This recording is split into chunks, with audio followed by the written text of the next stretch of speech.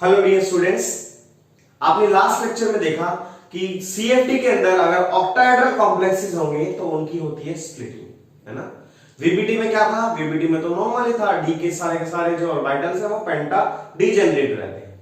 लेकिन जब आप सीएफटी में आते हो तो वहां पर आपको देख के पता चलता है कि देखो ये ऐसे ही नहीं रहते, अब यहां पर हो जाती है स्प्लिटिंग। स्प्लिट हो गए वो T2G बना लेते हैं और EG बना लेते हैं, और उनके बीच में जो स्प्लिटिंग होती है, जो एनर्जी का डिफरेंस होते हैं, उसको हम बोलते हैं स्प्लिटिंग एनर्जी या फिर डेलो, इसके नाम से जानते हैं। ठीक है, वो सब चीजें आपने देखी थी। उसके बाद में देखा था कि जो डेलो होता है उसके ऊपर कौन कौन से फैक्टर्स डिपेंड करते हैं, तो वो हमने देखे थे अकॉर्डिंग टू मेटल। मेटल के अकॉर्डिंग कौन कौन से होंगे? प्रिंसिपल क्वांटम नंबर होगा, ऑक्सीडेशन स्टेट होगा, इन सब चीजों के बारे में बात करी। उसके बाद में मैंने बताया आपको लिगेंड रिलेटेड फैक्टर्स कौन से होंगे, जिसमें हम फील्ड स्ट्रेंथ या फिर स्पेक्ट्रोकेमिकल सीरीज के बारे में बात करते हैं। क्लियर? ओके, देखिए जब हम ऑक्टाहेड्रल कॉम्प्लेक्सेस के अंदर अभी तक जो मैंने आपको कहानी बताई है वो इसके बारे में थी।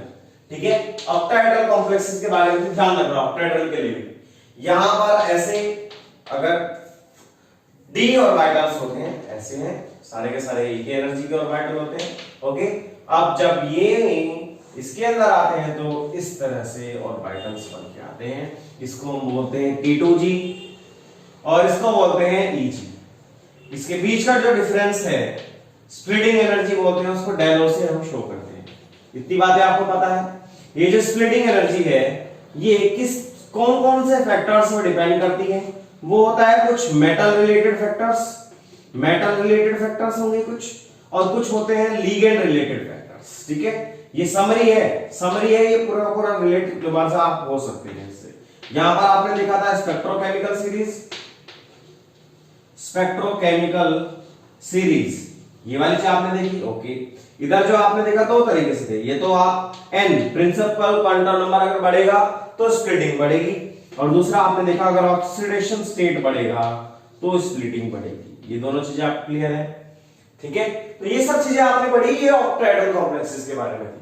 आज जो हम टॉपिक पढ़ने वाले हैं वो है टेट्राहेड्रल कॉम्प्लेक्सेस की स्प्लिटिंग कैसे होती है उसके बारे में जानेंगे। ठीक है, जल्दी से इसको देखो, एक बार रिकॉल करो, और उसके बाद में हम शुरू करते हैं। हमारा आज का जो टॉपिक है वो है स्प्लिटिंग इन टेट्राहेड्रल कॉम्प्लेक्सेस। स्प्लिटिंग इन टेट्राहेड्रल कॉम्प्लेक्सेस, डी ऑर्बिटल्स की टेट्राहेड्रल कॉम्प्लेक्सेस अगर आएंगे तो वहां पर कैसे होगा? तो हेडिंग डालिए splitting of D orbitals in tetrahedral complexes. Tetrahedral complexes इनके अंदर किस तरह से आएंगी, क्या कॉम्प्लेक्सेस होंगे, किस तरह से स्प्लिटिंग होगी, चलिए उसके बारे में देखते हैं। देखो, जैसे आपने लास्ट टाइम पे देखा था कि आपके पास में कोई भी अगर आप लेके चलते हैं डी ऑर्बिटल्स को, तो जो डी ऑर्बिटल्स थे वो मैंने आपको बताए थे दो टाइप के होते हैं। पहले तो थे अलोंग द एक्सिस वाले डी ऑर्बिटल्स। कौन कौन से थे इसके अंदर? एग्जांपल देखो, D X square Y square D Z square, है ना। दो ऑर्बिटल्स आते हैं। इधर देखो बिटवीन द एक्सिस वाले वो कौन कौन से थे?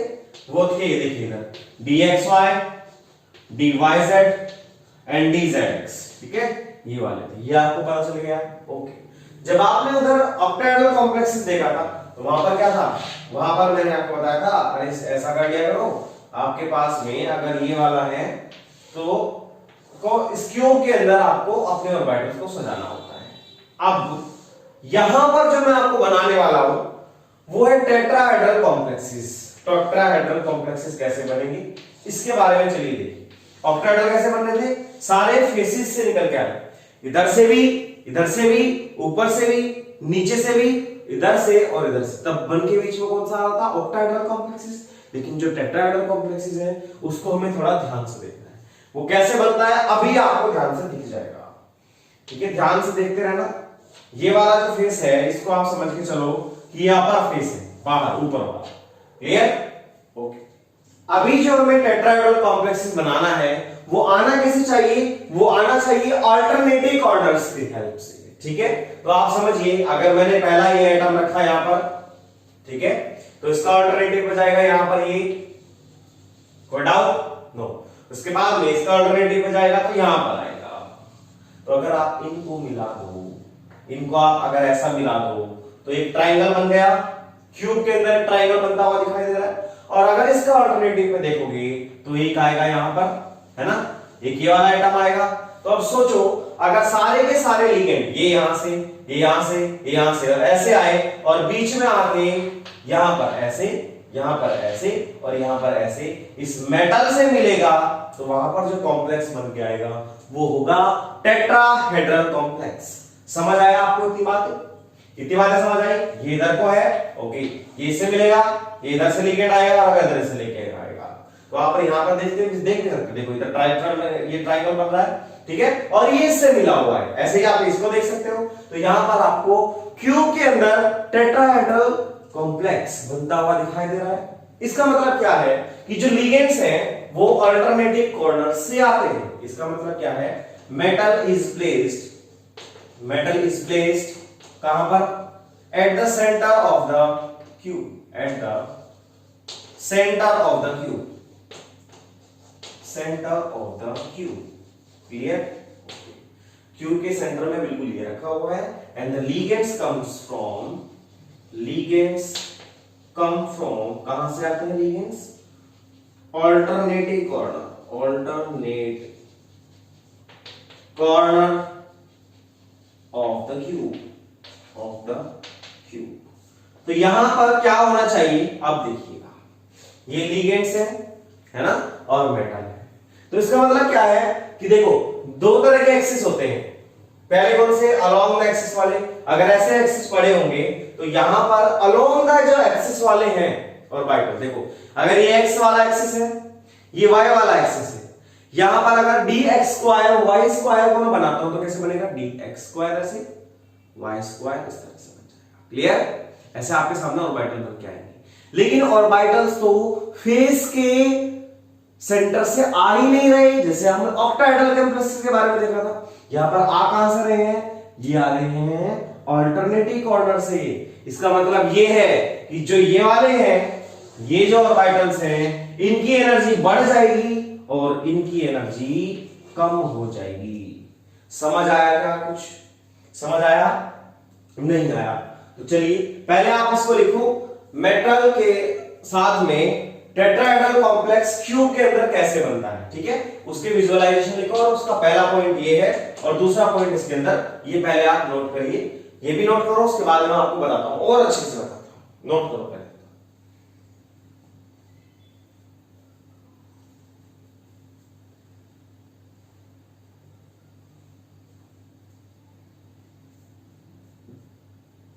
कर लिया? ओके, चलिए अब देखते हैं कि अगर आपके सामने जो डी और वाइटल्स हैं वो किस तरह से आ रहे हैं, क्या बन रहा है, क्या चल रहा है यहां पर। अभी देखिए, अभी देखो, अगर मैं कहता हूं कि आपके पास में जो डी और वाइटल्स हैं वो इस तरह से पेंटाग्राम जनरेट होगी, ऑब्वियस सी बात है। डी और वाइटल्स ये रहे, कहां पर है? ग्राउंड स्टेट के अंदर है। क्लियर? ओके, सामने से इसको भी ऐसे तरह से समझना जैसे आपने लास्ट टाइम समझा था। अभी आप समझो कि जो डी ऑर्बिटल है, ये आपके 5 दोस्त हैं, ये सारे के सारे अलग अलग पटरियों पे खड़े हैं, आगे से ट्रेन आ रही है। अब आपको ये नहीं पता कि वो ट्रेन किसकी तरफ आ रही है, बस आपको दिख रहा है कि अरे तो मेरी तरफ भी आ सकती है, दूसरा वाला दोस्त सोच रहा होगा मेरी तरफ भी आ सकती है, तीसरे वाला दोस्त सोच रहा है अरे मेरी तरफ भी आ सकती है।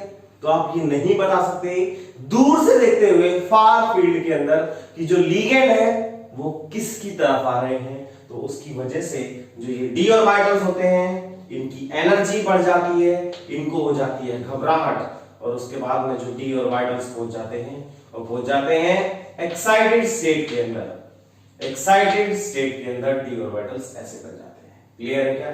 ओके, लेकिन जब वो पास में आ जाते हैं तब उनको पता चलता है कि जो लिगेंड्स हैं वो तो क्यूब के अंदर टेट्राहेड्रल जब कॉम्प्लेक्स बनाएंगे तो अल्टरनेटिव कॉर्नर से आ रहे हैं, फेस के सेंटर से या फिर एक्सियल एक्सिस से वो नहीं आ रहे। तो इसका मतलब क्या है? ये वाला जो है ये तो आता है एक्सियल, क्लियर, एक्सिस के अलावा, और ये वाले होते हैं नॉन एक्सियल। जो आपको अभी आपने टेट्राहेड्रल कॉम्प्लेक्स वो बनाया था, मैंने अभी आपके सामने जो बना के दिया था, तो उसका मतलब क्या है, क्या वो नॉन एक्सियल से लिगेंड्स आ रहे हैं या फिर एक्सियल से आ रहे हैं? तो जो लिगेंड होते हैं टेट्राहेड्रल कॉम्प्लेक्स के अंदर नॉन एक्सियल से आते हैं।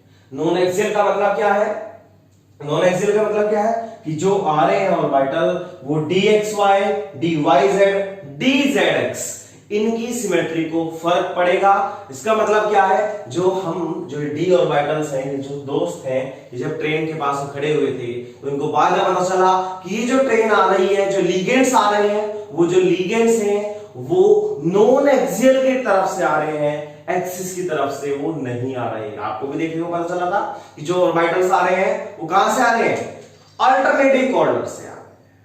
क्या वो फेस के सेंटर से आए? नहीं। तो ये वाले की एनर्जी हो जाएगी कम। तो उसका मतलब जब स्प्लिटिंग होगी तो कैसे होगी? देखो, इनकी एनर्जी तो बढ़ जाएगी, dxy, dyz, dxy, dyz, dzx। ठीक है, इसका मतलब जो नॉन एक्सियल डी ऑर्बिटल्स हैं, उनकी एनर्जी बढ़ जाएगी, ज्यादा हो जाएगी, और जो इजी वाले हैं वो शांति से बैठ जाएंगे। टेक इट इजी, है ना? तो इनको T2 बोलते हैं, इसको बोलते हैं E। ठीक है, ग्रुप थ्योरी के अकॉर्डिंग ये E बोलते हैं, G नहीं बोलते, G रेड नहीं बोलते हैं इसको। क्लियर? अभी आपको इतना याद रखना है, आपके कोर्स में इसी तरह से ही है। तो यहां पर आएगा dx2, y2, dz2, इनको बोलेंगे हम एक्सियल डी ऑर्बिटल्स। समझ आया क्या? समझ आया? तो इनके बीच की जो स्प्लिटिंग होगी उसको बोलेंगे, जैसे उसको डेलो बोलते थे, इसको डेल टी बोल देंगे। समझ आया? तो बोला, समझ आया? ओके, तो इसको आप ध्यान रखिएगा। जो ऑर्बिटल्स इस बार आ रहे हैं वो आ रहे हैं, जो लिगेंड आ रहे हैं वो इसके नॉन एक्सियल की तरफ से आ रहे हैं। जो नॉन एक्सियल की तरफ से आ रहे हैं तो इनकी एनर्जी बढ़ जाएगी, और जब इनकी एनर्जी बढ़ जाएगी तो जो दूसरे वाले होंगे उनको हम सोचेंगे इनकी एनर्जी कम हो गई, और इसको हम बोलेंगे बैरी सेंटर। ठीक है, क्या बोलेंगे? बैरी सेंटर। क्लियर है क्या? ओके, इसके ऊपर ये वाला है, तो यहां तक की जो एनर्जी होगी उसको क्या बोलेंगे? प्लस 0.6 कितना? Del T. क्लियर?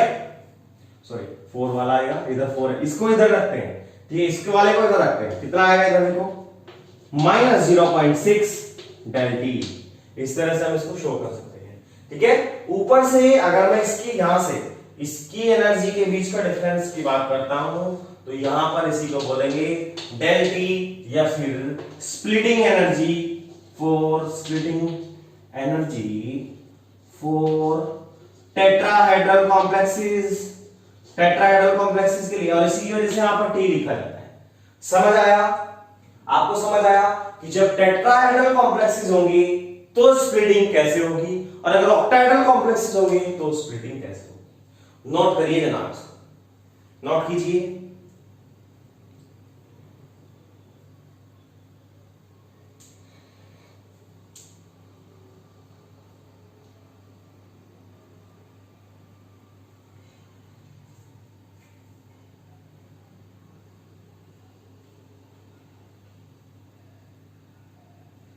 यहां पर जो प्रोसेस हो रही है, यहां से ऊपर तक जो गया है ये ऐसे, तो इसको बोलेंगे हम एक्साइटेशन। क्लियर? ओके, जो ये वाला है इसको बोलेंगे हम स्प्लिटिंग। ठीक है, इसी के बेस पे आप सीएफएससी भी कैलकुलेट कर सकते हो, हर एक की, वो आपका काम है, अपने आप करके देखना। ठीक है, सीएफएससी इज इक्वल टू क्या होगी? जितने भी ऑर्बिटल्स होंगे ईजी के अंदर, और माइनस ये है ना, माइनस 0.6 इंटू ई, इसके अंदर जितने भी इलेक्ट्रॉन्स हैं। ठीक है, इलेक्ट्रॉन्स इन ई, इसके अंदर ऑर्बिटल के अंदर प्लस, अब देखो T2 के अंदर कितने इलेक्ट्रॉन्स हैं, और प्लस जो आपको लेना है 0.8 इंटू इलेक्ट्रॉन्स इन T2, इन दोनों को मल्टीप्लाई करके आप ऐड कर दोगे, उतना डेल टी निकल के आएगा। समझ आया क्या? नोट करिए।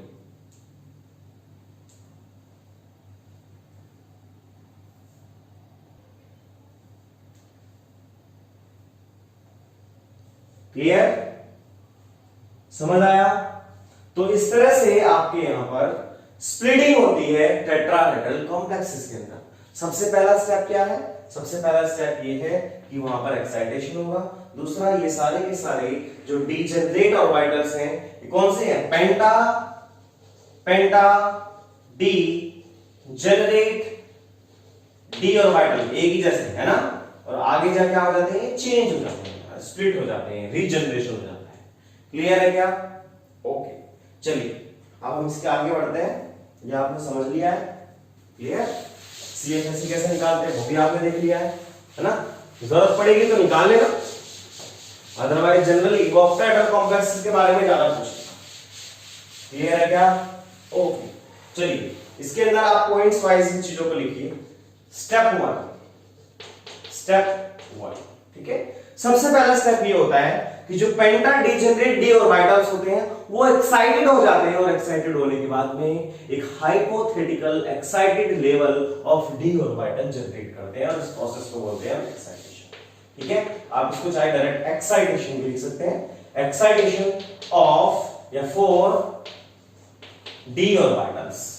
ठीक है, क्या होता है? चलिए इसके बारे में सबसे पहले लिखिए the penta degenerate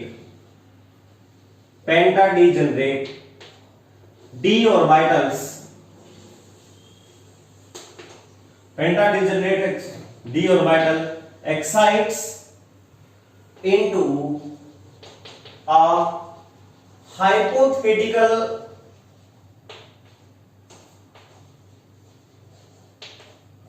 excited state,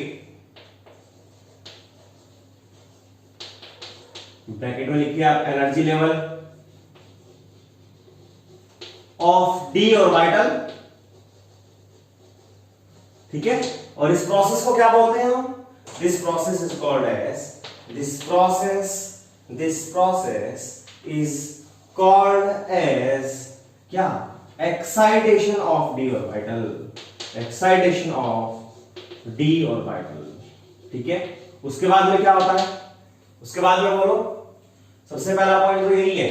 ठीक है, दूसरा आप मान के चलेंगे metal and ligand are placed in tetrahedral complexes as metal कहां पर है? सेंटर पर है, सेंटर ऑफ द क्यूब। ठीक है, और जो लीगेंड है वो लीगेंड्स कहां पर है?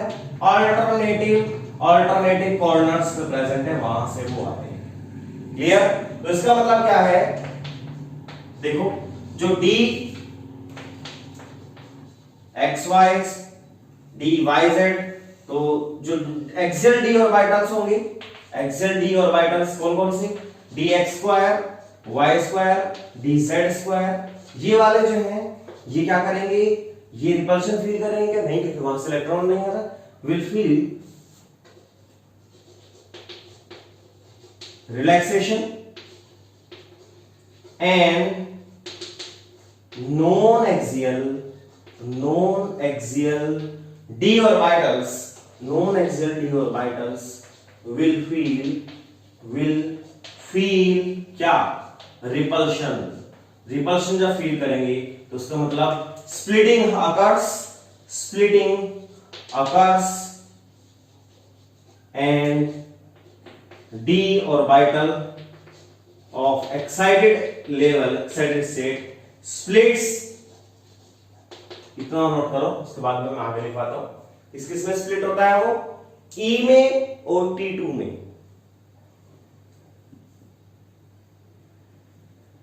ठीक है, नोट कीजिए। ठीक है, इसको आप स्टेप 2 मान के चलो। स्टेप 2 यहां से ये वाला करिए।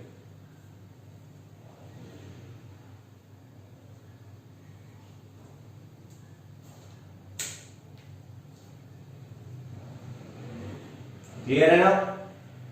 Very good. चलिए अब इसके आगे की चीजों को देखते हैं क्या है।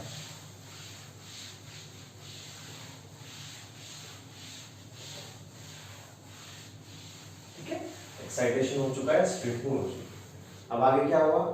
देखिए थर्ड स्टेप, स्टेप नंबर 3 है। ठीक है, उसके अंदर आप देखो जो डी ऑर्बिटल्स है, डी ऑर्बिटल कौन से वाला? एक्साइटेड स्टेट वाला, ठीक है। ये वाला हाइपोथेटिकल होता है, ये स्प्लिट हो जाता है किस किस में, ऊपर कौन से जाते हैं, T2G वाले, T2 वाले जाते हैं, इसको बोलते हैं हम T2, इसको बोलते हैं E।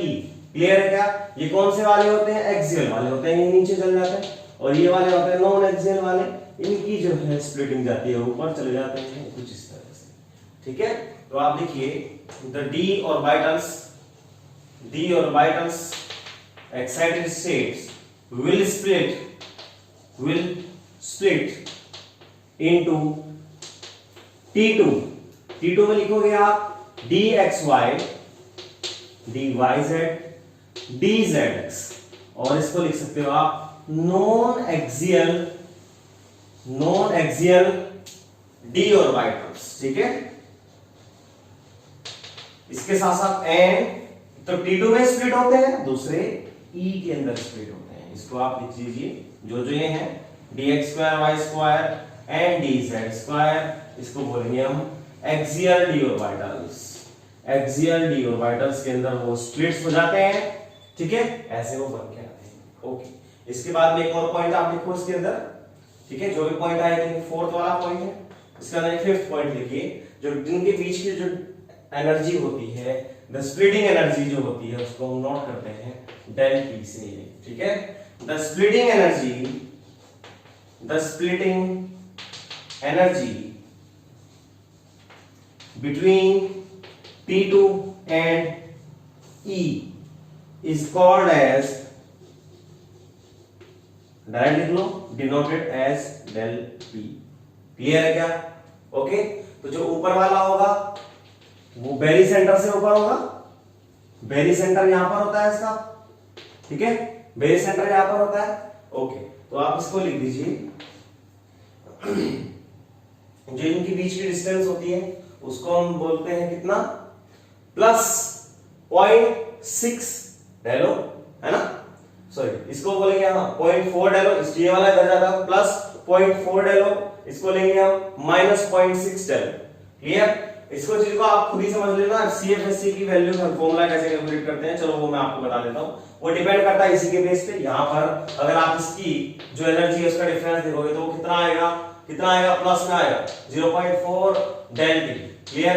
इसको देखोगे तो -0.6, ठीक है, डेल T ऐसे निकल के आएगा। CFSC क्या निकल के आएगी वो देखिएगा। बताइए क्या आनी चाहिए, जैसे आपने लास्ट टाइम को देखा था कुछ इसी तरह से ही आएगी।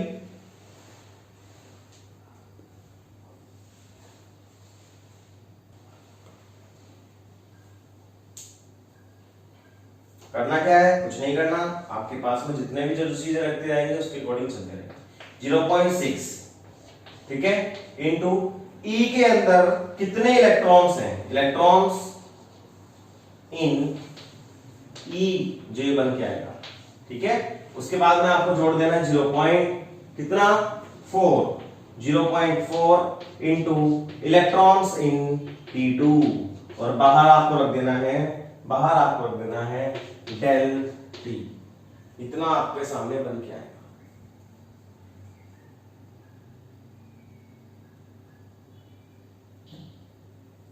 समझ आया? क्लियर? कोई डाउट? ओके, नोट करिए, इसको नोट कीजिए।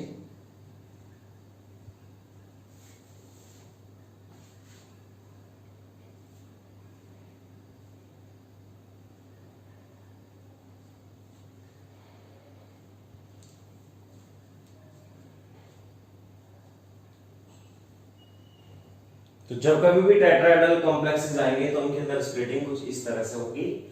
जैसे आपने ऑक्टाहेड्रल कॉम्प्लेक्स के अंदर देखा था, उसमें क्या था, उसमें नीचे T2G आते थे, ऊपर AG आते थे, लेकिन ये दोनों शफल हो जाते हैं, T2G ऊपर पहुंच जाते हैं और EG नीचे आता है। ये इसका स्प्लिटिंग डायग्राम है, नोट करो उसको।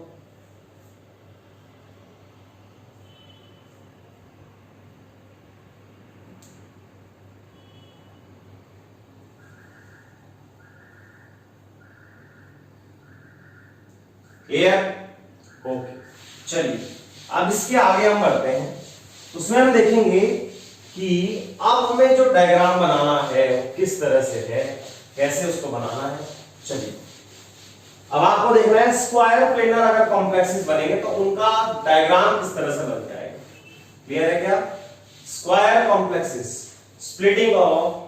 स्प्लिटिंग इन ऑक्टाहेड्रल देख लिया आपने, टेट्राहेड्रल देख लिया, अब देखें स्प्लिटिंग इन कहां पर,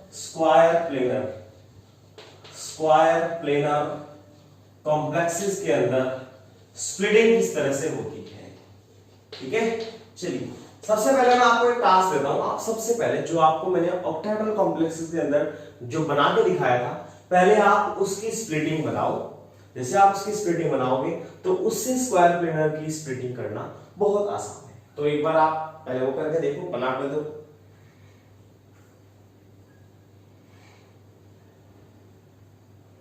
ठीक है, वहां से इस चीज को करना समझना बहुत आसान होगा। कैसे होगा सर, वो भी आपको दिखा दिया जाएगा। देखो जब आप ऑक्टाहेड्रल कॉम्प्लेक्सेस की स्प्लिटिंग करते हो तो कैसे करते हो, सबसे पहले इधर आएंगे नीचे डी ऑर्बिटल्स। डी ऑर्बिटल्स किसमें है, जो डी ऑर्बिटल्स हैं ये ग्राउंड स्टेट के अंदर है। ये बातें बिल्कुल क्लियर है? ओके। उसके बाद में क्या होता है, ये एक्साइटेड हो जाते हैं। एक्साइटेड होने के बाद में हाइपोथेटिकल डी ऑर्बिटल्स की एक्साइटेड स्टेट बनाते हैं। डी ऑर्बिटल्स की एक्साइटेड स्टेट बनाते हैं और ये सारी की सारी चीज जो होती है वो एक हाइपोथेटिकल एक्साइटेड स्टेट है। पहली बात ये समझ आई। और ये जो प्रोसेस होती है उसको हम बोलते हैं एक्साइटेशन।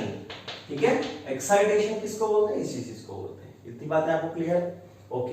जब आप ऑक्टाहेड्रल कॉम्प्लेक्सेस के बारे में बात करते हो तो ये वाले क्या होते हैं, स्प्लिट हो जाते हैं। स्प्लिट होकर कैसे जाएंगे, ये जो स्प्लिट होते हैं तो यहां पर बन के आता है T2G ऑर्बिटल्स बन के आते हैं। इसको हम बोलते हैं EG। ठीक है, और होते कौन से हैं यहाँ पर, ये दो होते हैं जिनमें जनरली ये एक्सियल वाले होंगे तो इनको हम बोलेंगे EG और इनको बोलते हैं हम T2G। और इसके बीच में सर यहाँ पर ऐसे करके एक बेरी सेंटर होता है और यहां से यहां तक की जो डिस्टेंस होती है इसको बोलते हैं हम splitting energy of octahedral complexes. Clear है क्या? ओके, चलो इसको भी आप एक बार को हटा दीजिए, कोई दिक्कत नहीं है। अब आपके लिए समझना आसान है। ये वाले जो हैं ये एक्सियल है। ठीक है, एक्सियल डी ऑर्बिटल्स हैं। कौन कौन से होते हैं ये आपको पता है, dx square, y square, dz square. Clear है? Very good. इधर देखो, इसको dxy, इसको dyz, इसको dzx। तो ये कौन से हैं, नॉन एक्सियल वाले हैं। नॉन एक्सियल डी ऑर्बिटल्स ये है। क्लियर? ओके, चलिए अब आप एक बार इतना चेक करो कि आपने भी बिल्कुल ऐसे ही बनाया है कि जो मैंने बना के दिया। ट्राई इट वंस, एक बार इसको देखो। ठीक है,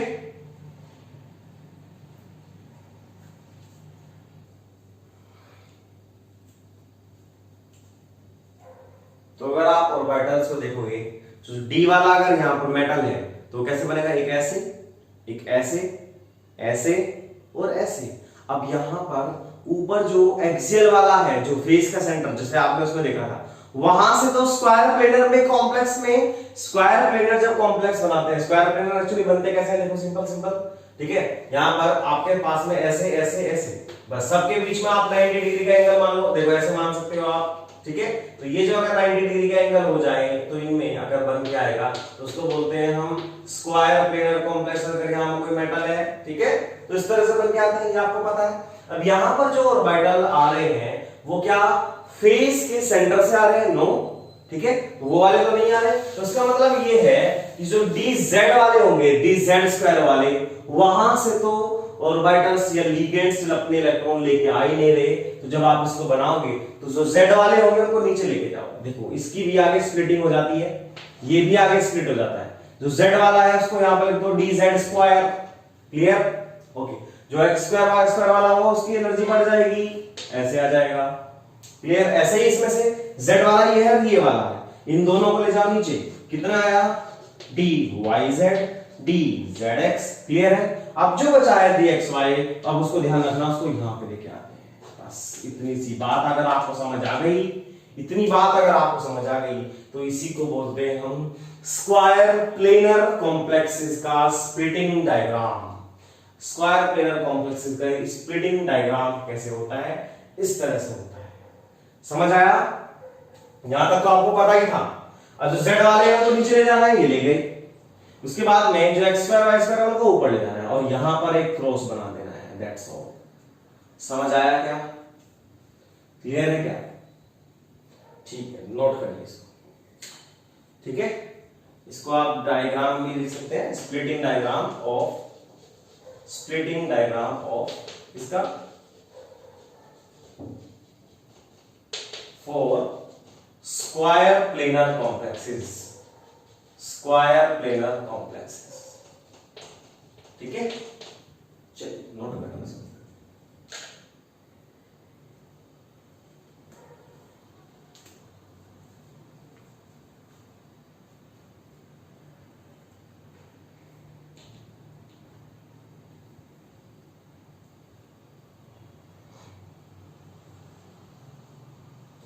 क्लियर है?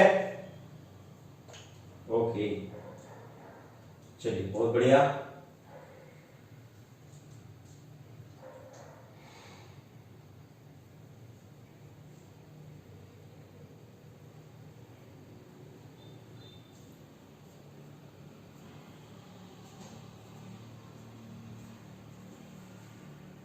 समझ आया आपको? बहुत अच्छे। चलिए अब कुछ जगह पे वो क्वेश्चन भी पूछता है आपसे। क्वेश्चन किस तरह से आते हैं, वो आपको पता चला कि अगर ऑक्टाहेड्रल कॉम्प्लेक्सेस होंगे तो उनके बीच में जो स्प्लिटिंग होगी उसको हम बोलते हैं, स्प्लिटिंग एनर्जी को डेल ओ से रिप्रेजेंट करते हैं। ठीक है, आपने एक चीज देखी है, कौन कौन सी बात बोल रहा हूं मैं? कह रहा हूं स्प्लिटिंग एनर्जी, नेक्स्ट टॉपिक चल रहा है अभी, वो वाला खत्म हो चुका है। स्प्लिटिंग एनर्जी रिलेशन फॉर कौन कौन से के बीच में? फॉर टेट्राहेड्रल कॉम्प्लेक्सेस, और कौन कौन से पढ़े आपने? Octahedral complexes. ठीक है, अगर आपको इनके बीच में क्या बताना है, इनके बीच में आपको बताना है कि स्प्लिटिंग एनर्जी का क्या रिलेशन है, तो वो कैसे होगा? देखो डेल को क्या बोलते हैं? Splitting energy for octahedral complexes, splitting energy for octahedral complexes. दूसरा देखो, जो मैं इसको रिप्रेजेंट कर रहा हूं, इसको कैसे करूंगा? देखो स्प्लिटिंग एनर्जी ऑफ कौन सा है? टी का मतलब क्या है? Tetrahedral complexes. टेट्राहेड्रल कॉम्प्लेक्स के लिए ऐसा होगा। Very good, okay. उसके बाद में अगर आप देखोगे यहां पर सी, उसका मतलब होता है स्प्लिटिंग एनर्जी फॉर क्यूबिक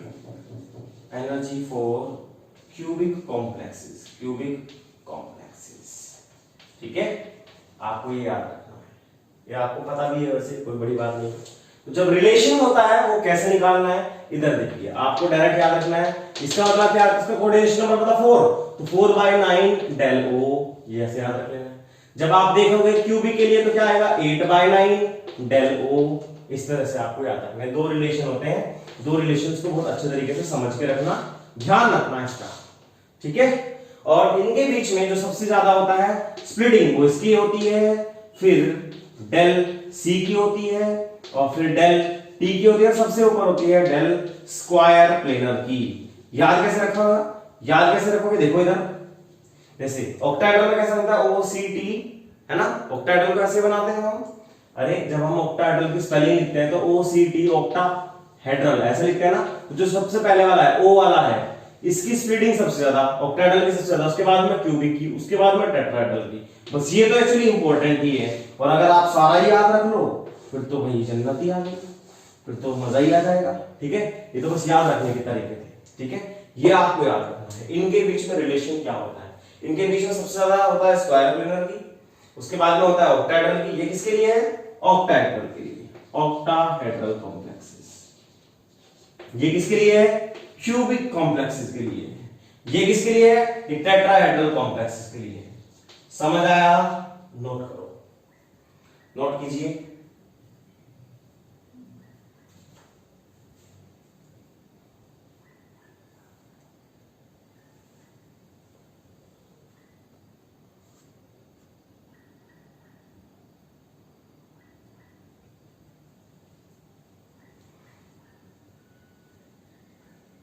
बिल्कुल क्लियर है? ओके, चलिए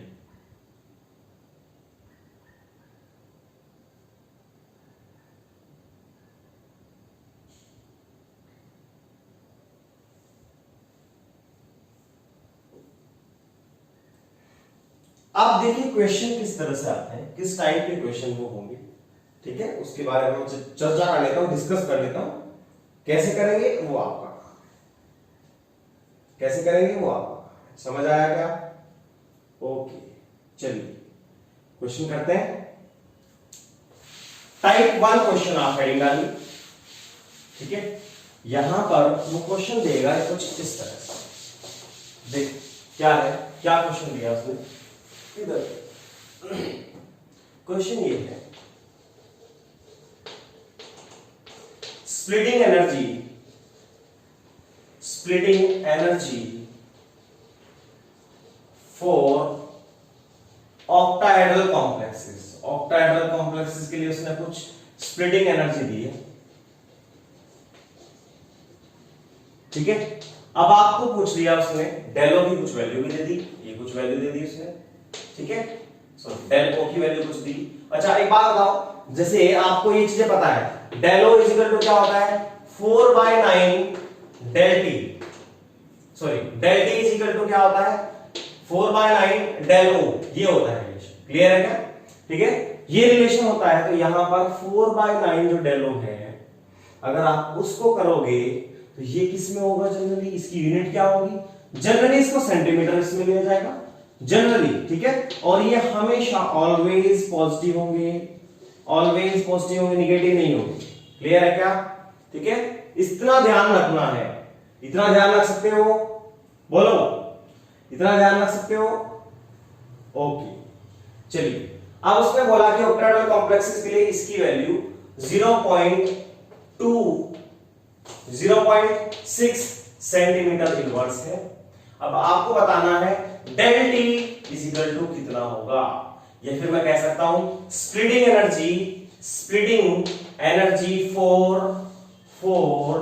किसके लिए, टेट्राहेड्रल कॉम्प्लेक्सेस के लिए कितना है, टेट्राहेड्रल कॉम्प्लेक्सेस के लिए, इसी के लिए डेल टी की वैल्यू बताओ। करो करो क्वेश्चन को।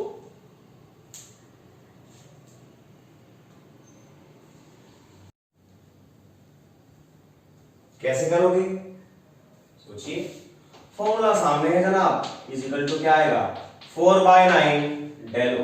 करो करो,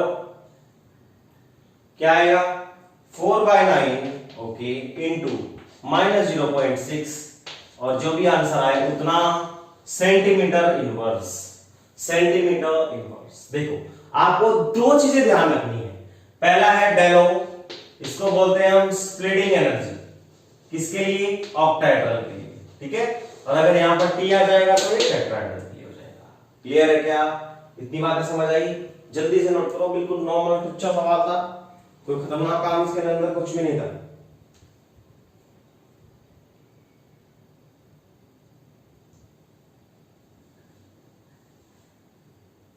क्लियर? ओके, चलिए अब देखते हैं हम क्वेश्चन किस तरह के आते हैं जनरली।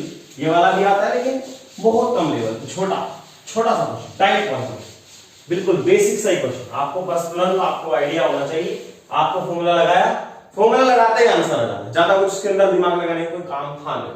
अब जो क्वेश्चन है वो एक अच्छा क्वेश्चन है, और ऐसे क्वेश्चन जनरली आते हैं। क्लियर? ओके, आपको बताना है कैलकुलेट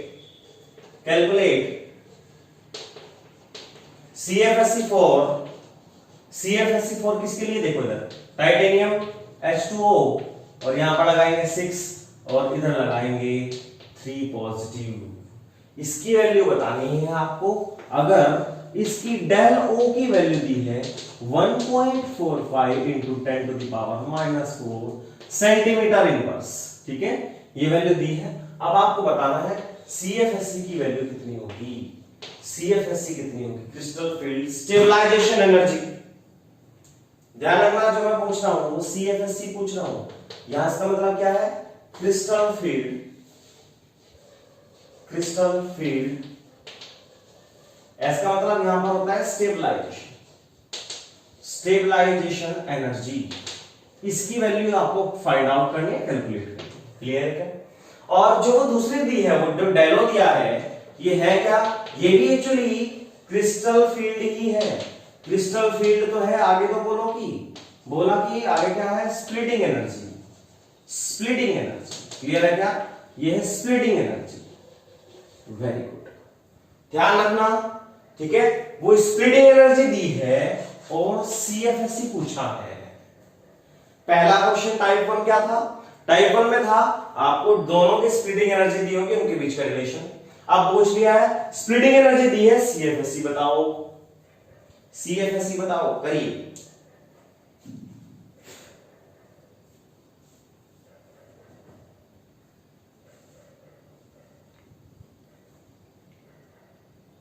चलिए देखिए, इसमें बताना है CFSC, crystal field stabilisation energy. Question आपके सामने है, इस क्वेश्चन को तमीज से करना है, तसल्ली से करना है, ध्यान से करना है, ठीक है। ये जो दिया है इसमें ये है, ये स्प्लिटिंग एनर्जी है, ध्यान रखना, स्प्लिटिंग एनर्जी। क्लियर है?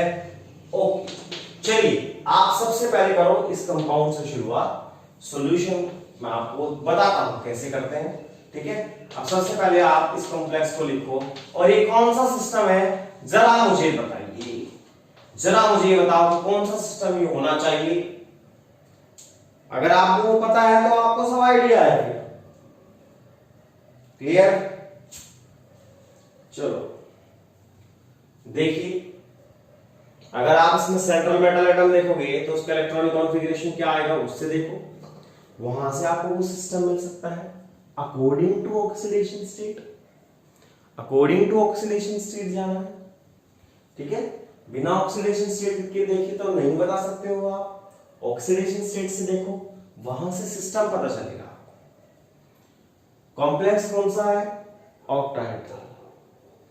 अगर ऑक्टाहेड्रल कॉम्प्लेक्स है, सिस्टम आपको पता चल गया है, तो क्या आप वहां से उसकी स्प्लिटिंग करवा सकते हो? बोलो। देखो, जो जो चीजें मैंने आपको अब तक पढ़ाई है, जो जो चीजें भी मैंने आपको यहां तक समझाई हैं, उनमें बहुत सारी चीजें यही लगेंगी इस क्वेश्चन के अंदर।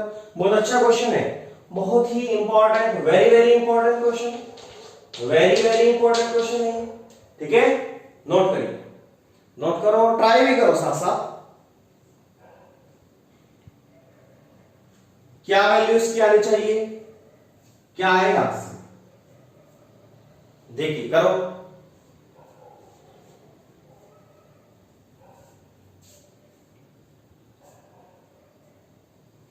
ठीक है, यहां पर आपको सब चीजें समझ आती जाएगी, आपको सब समझ आएगा।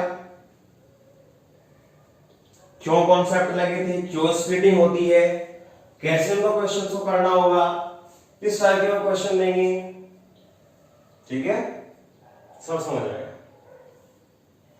चलिए इसको करो, और इससे बता सेंटीमीटर इनवर्स में पूछा दिया हुआ है, और वहां पर आपको सीएफएससी बताओ। अगर आप इसका इलेक्ट्रॉनिक कॉन्फ़िगरेशन लिखोगे तो क्या आएगा, 3D का है ये, तो है ना, 3D का है, 3D2, और आएगा किधर क्या, 4s2। बोलो यही आता है क्या, इलेक्ट्रॉनिक कॉन्फ़िगरेशन यही आता है। इसका अगर आप ऑक्सीडेशन स्टेट निकालोगे तो 6 × 0 = क्या आएगा, +3 आएगा, ठीक है, आ रहा है, ओके। तो x की वैल्यू कितना, ऑक्सीडेशन स्टेट कितना आया, +3 आया। ऑक्सीडेशन स्टेट कितनी है, +3। तो टाइटेनियम +3 में कितना जाएगा, 2 तो इलेक्ट्रॉन के बाहर निकल गए और एक इलेक्ट्रॉन इससे निकल जाएगा, तो कितना आ गया, 3d1। कितना आ गया, 3d1। तो आपको समझ आया कि 3d1 अगर सिस्टम है, इसका जो सिस्टम निकल के आया कौन सा है, d1 सिस्टम है। अब इसके लिए स्प्लिटिंग कराओ, और स्प्लिटिंग कराने के बाद में आप CFSU की वैल्यू बताओ कितनी होती है। चलिए वो देखो,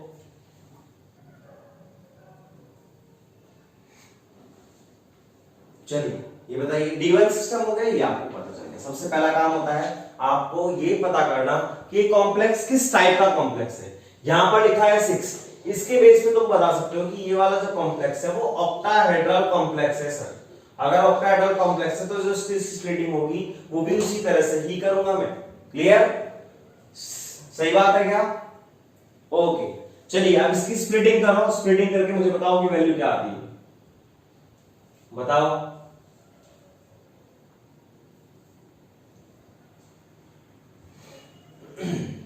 जो D1 सिस्टम है इसका मतलब क्या है, ऐसे ऐसे ऐसे ऐसे ऐसे D5 था, ये स्प्लिट हो गया। स्प्लिट होने के बाद में ऊपर आता है Vg, नीचे क्या आता है T2g, नीचे क्या आता है T2g आता है। सिस्टम के अंदर मुझे एक इलेक्ट्रॉन डालना है, ये लो, ये है वेरी सेंटर, इसको कितना बोलेंगे प्लस 0.6 डेलो, इधर वाले को क्या बोलेंगे माइनस 0.4 डेलो, माइनस 0.4 डेलो। तो वैल्यू भी आई होगी, अब तो निकल के आपको ऐसे ही निकालो उसकी CFSE कितनी आएगी।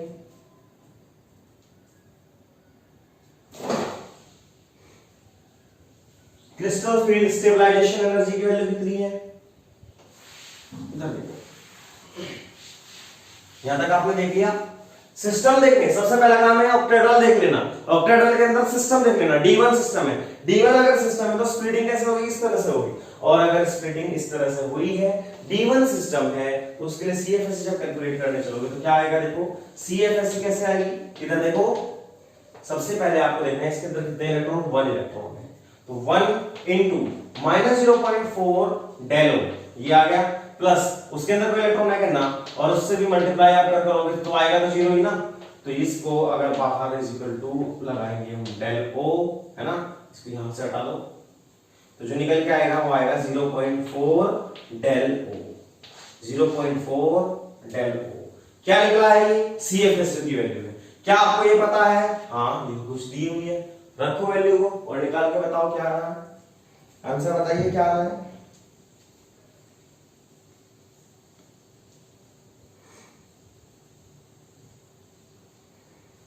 आंसर बताइए क्या आना चाहिए।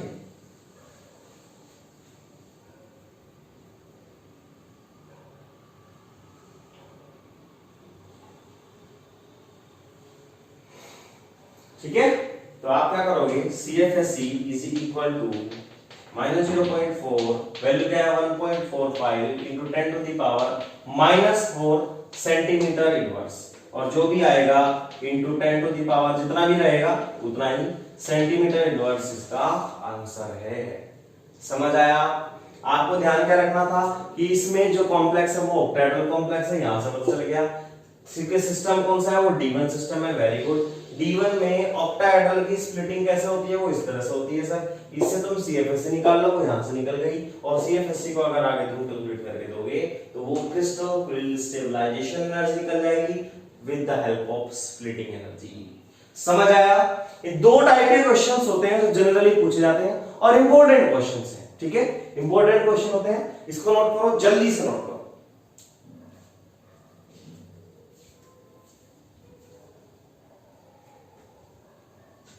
Clear, okay.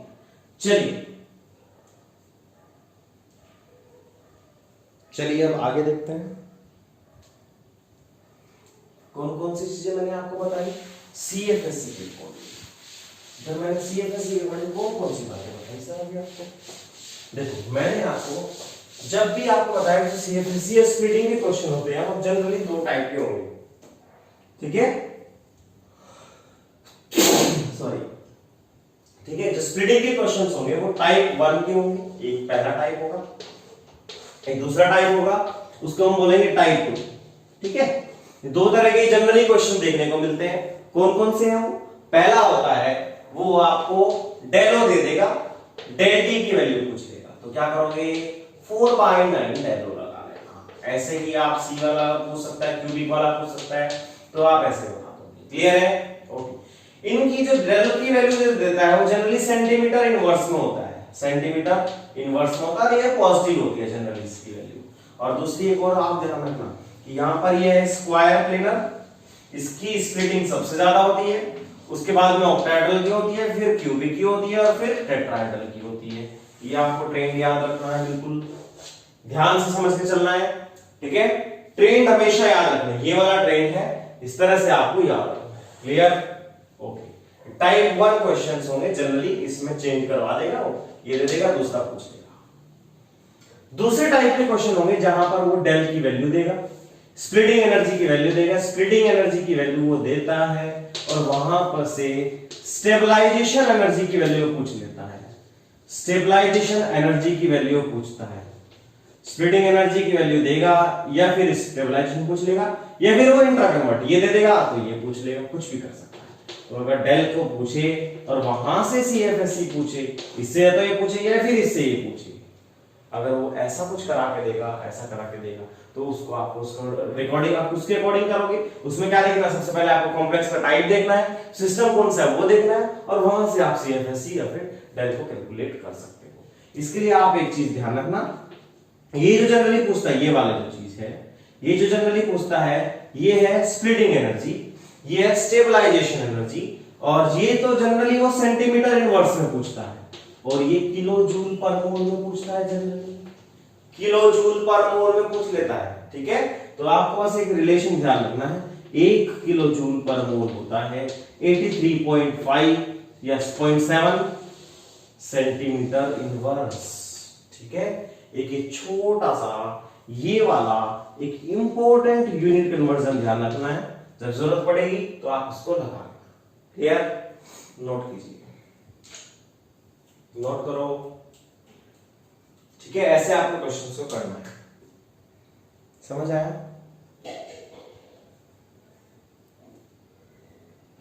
समझ आया? ठीक है, तो जो टाइप के क्वेश्चंस होते हैं वो जनरली इस टाइप के क्वेश्चंस होते हैं। तो यहां पर हमने स्प्लिटिंग एनर्जी, ऑक्टाहेड्रल कॉम्प्लेक्सेस में कैसे होते हैं वो आप सीख के आए, टेट्राहेड्रल कॉम्प्लेक्सेस में कैसे होते हैं वो आपने सीख लिए, स्क्वायर प्लेनर के अंदर कैसे होते हैं वो भी आप सीख गए, और स्प्लिटिंग एनर्जी और स्टेबलाइजेशन एनर्जी क्वेश्चंस कैसे आते हैं वो आपने। ठीक है, तो आज के सेशन को हम यहीं फिनिश करते हैं। Thank you so much, take care.